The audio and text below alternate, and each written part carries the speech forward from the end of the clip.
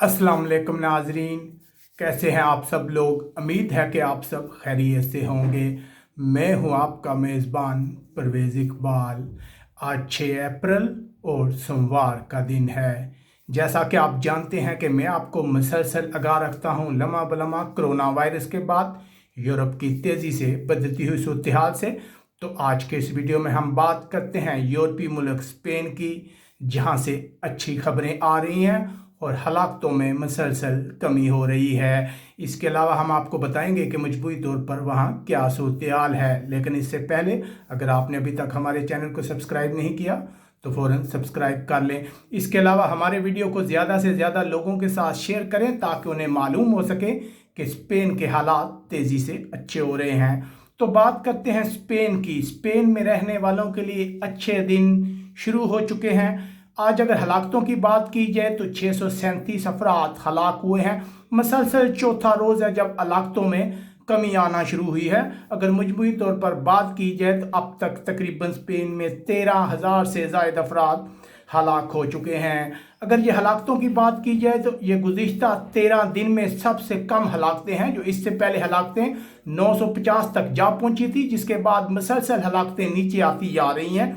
एक बहुत ही खुशी की बात है। उसके अलावा अगर नए केसेस की बात की जाए तो तकरीबन 3.3% इजाफा हुआ नए केसेस में। इसमें भी कमी हुई है। अगर गुज़िश्ता दिन से इसका मुआवजा किया जाए तो यह तादाद 4.8% सी। बहुत ही खुशी की बात है कि नए केसेस जो हैं उनमें मुसलसल कमी आती जा रही है। अगर बात की जाए कि अब तक स्पेन जो है उसमें क्या हालात हैं तो हम आपको बता सकते हैं कि स्पेन में हालात जो हैं बहुत अच्छे हैं। अगर टोटल केसेस की बात की जाए तो तकरीबन 1,35,000 से ज़ायद ऐसे अफराद हैं जिनमें कोरोना वायरस की तस्दीक हो चुकी है। इसके अलावा अगर सीरियस मरीजों की बात की जाए तो उनकी तादाद 6,931 बनती है। इसके अलावा जो इंतहाई खुशी की बात है कि बहुत तेज़ी से लोग ठीक हो रहे हैं। तकरीबन 40,437 अफराद ठीक हुए हैं। ये ठीक होने वाले अफराद की तादाद इटली से भी ज़्यादा। ये एक बहुत खुशी की बात है। याद रहे कि इस वक्त स्पेन जो है वो दुनिया में दूसरा बड़ा मुल्क है जो सबसे ज़्यादा मुतासर हुआ है। अगर हलाकतों की बात की जाए तो इटली के बाद स्पेन दुनिया का दूसरा मुल्क है जहां बहुत ज़्यादा हलाकतें हुई हैं। लेकिन हालात जो हैं बहुत तेज़ी से अच्छे हो रहे हैं। इसके अलावा गवर्नमेंट्स का एक प्लान भी सामने आया जिसमें उन्होंने कहा है कि ऐसे लोग जिनमें कोरोना वायरस की तस्दीक हुई है, उनके पास कोई अलामात नहीं है जो ये ज़ाहिर करती हों कि वो बीमार हैं, तो उन्हें भी सबको अलग रखा जाएगा ताकि इस वबा पर काबू पाया जा सके। इसके अलावा बात करते हैं दारुल हुकूमत मेड्रिड की जो सबसे ज़्यादा मुतासर है। तो यहाँ तकरीबन 38,723 केसेस हैं।